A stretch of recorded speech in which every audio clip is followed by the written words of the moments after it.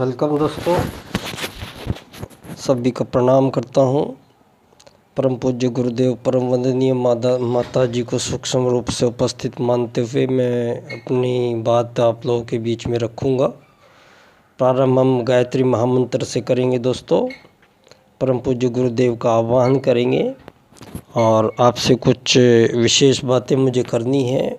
उसके लिए आप लोग मुझे थोड़ा साथ दीजिए, कोऑपरेट कीजिए। हाँ, तो सभी एक साथ सहस्वर गायत्री मंत्र हमारे साथ बोल सकते हैं आप लोग। इसके बारे में भी हम चर्चा करेंगे। ये कोई मैं धर्म विशेष का प्रचार नहीं है, ये टोटली साइंटिफिक वे में मैं बात करूँगा। तो ओम भूर्भुवः स्वः तत्सवितुर्वरेण्यं भर्गो देवस्य धीमहि धियो यो नः प्रचोदयात्।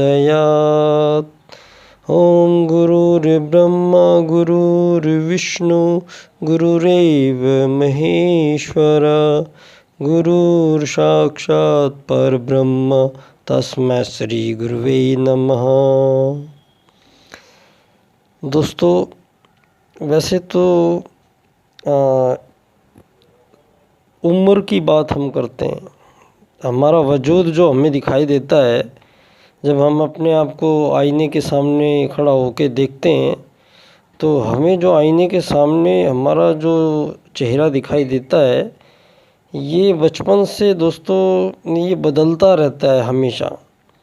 इसके चेहरे की जो बनावट है, वो जब हम बच्चे थे तो उसके बाद से आज तक इसकी बनावट बदलती रही है। तो इसका मतलब ये है कि जो ये हम शरीर को हम लेके जो समझ के बैठे हैं कि ये हम हैं जो शरीर, तो दोस्तों आप ये समझ लीजिए कि शरीर जो है ये हमेशा एक जैसा नहीं रहता है। इसमें परिवर्तन होता रहता है और ये बूढ़ा और अंत की ओर चला जा रहा है। अपना हर कोई वजूद जो धरती पे मानव जीवन अन्य जीवन में जो भी प्राणी समुदाय धरती पे आएगा, उसको दोस्तों वो शने शने अपने अंत की ओर जा रहा है। हम सब अपने अंत की ओर जा रहे हैं। तो अंत एक ऐसा डरावना और भयावह शब्द है जिसको हम कल्पना करते ही नहीं है जीवन में, क्योंकि हमें इन चीज़ों से, हमें जीवन से, हमें मौत से, हमें मोक्ष से, हमें इन चीज़ों से जो हमारा यहाँ धरती पे आने का जो मकसद था, उस मकसद से हमें भटका के और ऐसे कृत्रिम रास्ते हमारे लिए बना दिए कि जैसे भेड़ों के झुंड है, बस चले जा रहे हैं सबके पीछे, सब एक दूसरे के पीछे चले जा रहे हैं सब लोग, और पीछे मुड़ के कोई देखता नहीं है। सारे खाई में कूदते चले जा रही है दुनिया। हज़ारों सालों से यही हो रहा है दोस्तों। ये सब मुझे मौका मिला, मेरा सौभाग्य था, मुझे परम पूज्य गुरुदेव का मुझे मार्गदर्शन मिला। उन्होंने मुझे सूक्ष्म रूप से मुझे मार्गदर्शन देते रहे, हमेशा मुझे छत्र छाया मेरे पे बनाए रखी। मेरा कितना भी कुछ भी बुरा हुआ, लेकिन मुझे मेरे उद्देश्य से मुझे हटने नहीं दिया उन्होंने। और मैं पंडित दीनदयाल उपाध्याय जी की जन्मस्थली धानक्या जयपुर राजस्थान में उन्होंने मुझे भेजा, और मैं देव संस्कृति विश्वविद्यालय शांति कुंज हरिद्वार से समग्र स्वास्थ्य प्रबंधक हूँ। तो गुरुजी ने सारी दुनिया के स्वास्थ्य का जिम्मा, वो चाहे शारीरिक है चाहे मानसिक है, वो हमें देव संस्कृति विश्वविद्यालय के छात्रों को सौंपा गया है। उसी के तहत मुझे सारी धरती की राजनीति का जो गड़बड़ाहट हुई है, जो राजनीतिक दर्शन, जो राजनीतिकवाद की जो परेशानियां यहाँ धरती पे आई है, पूंजीवाद से लोकतंत्रवाद जो चलाया जा रहा है, तो ये अंतहीन लड़ाई में हमें फिर धकेल दिया गया है। इससे पहले धरती के पहले बता दूं आपको, धरती के पहले राजा मनु थे। मनुवाद हमने ही पहला राजनीतिक दर्शन विश्व को, भारत को ने दिया था, जो सतयुगी समाज था। जो हाँ, सतयुगी समाज में ना कोई राजा था, ना कोई प्रजा, ना कोई दंड, ना कोई दांडिक। यहाँ वो धरती है जहाँ वहाँ पहले वो आदमी धरती पे आए जहाँ जिनके बीच में कोई त्रुटि नहीं थी, वो सतयुगी समाज था। मानवीय चिंतन में स्वतः संचालित वेदानुकूल जीवन पद्धति धारण करना ही उनका जीवन ध्येय था, लक्ष्य था। हजारों साल उनकी उम्र थी, इच्छा मृत्यु प्राप्त थी उन लोगों को। उन्हीं के वंशज हम आज धरती पे हैं कि हमारे दिमाग के 6% से ज़्यादा हिस्से को चलने नहीं दिया गया। हमारे शरीर में इतने केमिकल्स डाल दिए गए हैं कि हमारे ब्रेन से काम ही नहीं करते हैं। गवर्नमेंट को पता है सारी चीज़ें, सबको सब कुछ पता है।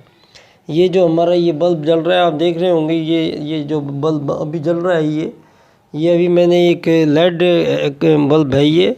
इसके बारे में एक सोचना भी मैंने, वैज्ञानिकों ने ये निष्कर्ष निकाला है कि ये कैंसर 200 गुना ज़्यादा कैंसर कारक है। फिर भी सारी दुनिया की सरकार इसको हर घर में लगाने पे तुली हुई है, क्योंकि बिजली का खर्चा कम आएगा।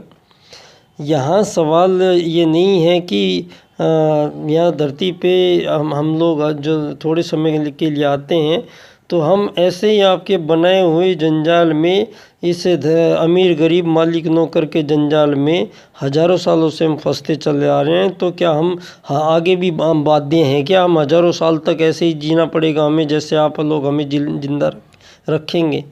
अनिरुद्ध जी नमस्कार। नमस्कार है सर, आइए।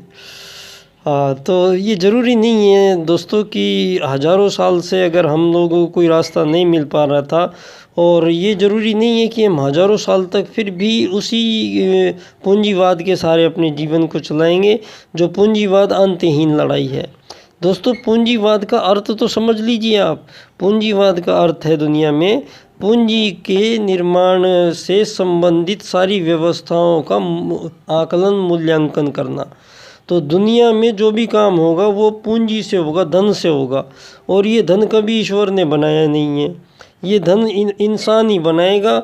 और इंसान के बनाए हुए धन से एक आदमी को धनवान बनना पड़ेगा, तो एक आदमी को हमेशा निर्धन बनना पड़ेगा। अगर धरती पे एक मालिक बनेगा तो हमेशा एक को नौकर बनना पड़ेगा। तो ये एक ऐसी अंतहीन लड़ाइयाँ हैं दोस्तों कि अगर हमने इनको अभी नहीं इनकी जड़ें खोदी तो शायद स्थिति क्या बन रही है दुनिया में। विश्व युद्ध तीसरा लड़ा जा रहा है, वायरस के माध्यम से हम सब देख ही रहे हैं। तीसरा विश्व युद्ध चल ही रहा है, चौथे के लिए सब तैयार, परमाणु बम चमका के बैठे हुए हैं सारे लोग। 3-4% लोग हैं सारी दुनिया में, और सारे संसार के सुखों भोग को करते हैं और सारी दुनिया को नचाए जा रहे हैं। जबकि 6.5 अरब लोग हैं सारी दुनिया में। इन 6.5 अरब लोगों को अगर ये सारे परमाणु बम बनने बंद कर दिए जाएं, ये जितने भी घातक हथियार, घातक रसायन हैं, ये सारे बंद कर दिए जाएं, और ये मार काट बंद कर दी जाए, गोले बारूद बंद कर दिए जाए, तो सारी दुनिया को आराम से घर दे सकते हैं, उनको सब कुछ दे सकते हैं। हर मानव धरती पे 6.5 अरब लोगों को हम रोटी दे सकते हैं, मकान दे सकते हैं, सुरक्षा दे सकते हैं, उनको सबको रोज़गार दे सकते हैं, 100% रोज़गार दे सकते हैं सारी दुनिया को हम लोग। तो दोस्तों, ये सबसे बड़ी जड़ रही है, धरती पे अवैध अतिक्रमण कर लिया है लोगों ने। ये धरती किसी की बापोती नहीं है, ये एक ग्रह है। इस ग्रह पे मानवों ने ज़बरदस्ती सीमा रेखाएं खींच के और उसको आज़ाद राष्ट्र घोषित कर दिया है। तो ये शब्द जो यूज किया है कि एक आज़ाद राष्ट्र होगा दूसरे राष्ट्र से, पहले तो राष्ट्र की परिभाषा गलत है आप लोगों की, उसका भी मैं बताऊंगा।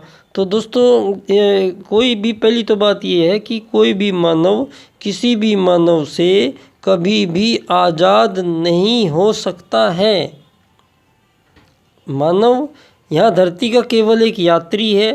पंडित दीनदयाल जी के अनुसार वो अपनी यात्रा पे आया है, थोड़े दिन की यात्रा करेगा, फिर वापस वहीं चला जाएगा जहाँ का वो है। मानव मूल रूप से धरती का प्राणी है ही नहीं। जब मानव मूल रूप से धरती का प्राणी नहीं है, तो धरती की प्रत्येक पदार्थ पे उसको कोई अधिकार नहीं है उसको छीनने का, उसको अपने नाम लिखने का। धरती पे किसी भी मानव को ये अधिकार नहीं है कि वो अपने नाम का पट्टा काट के यहाँ पे बैठेगा धरती का। दोस्तों, हमें किस चीज़ से हमें चलाया जा रहा है? कौन सी एजुकेशन है आपकी, ये मुझे बता दो। मैं जानना चाहता हूँ कि सारी दुनिया के अंदर कौन सा वो ज्ञान है कि इतना विशेष ज्ञान, आप ज्ञानी कहलाते हो, सारी दुनिया विकास करते चले जा रहे हो। अपने लाखों तरह की प्रजातियाँ केवल आपके इस मोबाइल के चक्कर से मर गई हैं आज तक। आपको देखने की फुर्सत नहीं है। यहाँ दोस्तों गलती हमारी है। वेद ज्ञान धरती पे पहले आया था। वेद ज्ञान का मतलब है धर्म अर्थ काम मोक्ष। मोक्ष पाने के लिए हम जिंदा होते हैं। धरती पे आने का मतलब क्या है? हमारा यहाँ रोटी खाना नहीं है। यहाँ हमें ये सारा दिन ऐश करना हमारा मकसद नहीं है। धरती पे आके, धरती पे आने का हमारा औचित्य है मोक्ष प्राप्ति करना। मोक्ष किसको कहेंगे? पहले मोक्ष को तो समझ लीजिए आप। मरने को मोक्ष नहीं कहते हैं। और मोक्ष कहेंगे किसको? पहले मोक्ष तो उसको कहेंगे पहले आप अपना तो परिचय दीजिए, आप हैं कौन? दीनदयाल जी कहते हैं। तो परिचय आपका यही है कि आप पंच महाभूतों के मिट्टी जल पृथ्वी अग्नि वायु आकाश के बने हुए आप एक मिट्टी के पुतले हैं। ये आपका एक शरीर है। इसके अंदर एक परमात्मा का अंश बैठ गया है आके, उसका नाम है आत्मा। और ये शरीर मर जाएगा, वो आत्मा जहाँ से आया था परमात्मा के पास वहीं चला जाएगा। इतनी सी बात थी। दुनिया में एक ही भगवान है, एक ही धर्म है।